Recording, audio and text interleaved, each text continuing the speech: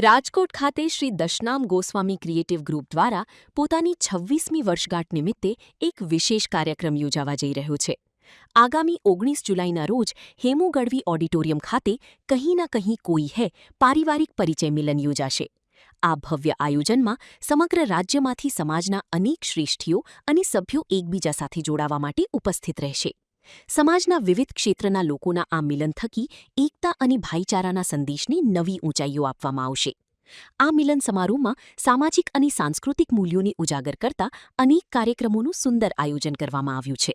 બપોરના 1:30 કલાકથી શરૂ થનારા આ કાર્યક્રમમાં ભાગ લેવા માટે સમાજબંધુઓમાં ભારે ઉત્સાહ જોવા મળી રહ્યો છે. શ્રી દશનામ ગોસ્વામી ક્રિએટિવ ગ્રુપના આયોજકોએ અબતક મીડિયાની મુલાકાત લઈ વિશેષ માહિતી આપી હતી.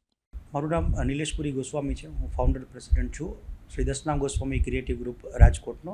ક્રિએટિવ ગ્રુપ રાજકોટ દ્વારા આ સતત 26મા વર્ષે કંઈ ના કંઈ કોઈ પરિવાર પરિચય મિલન જે ખૂબ જ સ્વીકાર્ય છે પૂરા ભારત વર્ષની અંદર, જેના હાઈલી એજ્યુકેટેડ યુવક યુવતીઓ દશનામ ગોસ્વામી સમાજના પોતાના એજ્યુકેશનના સમકક્ષ યુવક યુવતીઓની અહીંયા પસંદગી કરશે. સાથે જ દશનામ ગોસ્વામી સમાજના સર્વોચ્ચ સન્માન સમાન જેની ગણતરી થાય છે અને પ્રતિષ્ઠિત એવું દશનામ શિરોમણી સન્માન થાનાપતિ પંચદશનામ જૂના અખાડાના સંત શ્રી બુદ્ધગીરીજી બાપુને અને ભાવનગરના ખૂબ જ સિનિયર પત્રકાર અને એડિટર એવા કાંતિ ભારતીજીને એનાયત કરવામાં આવશે.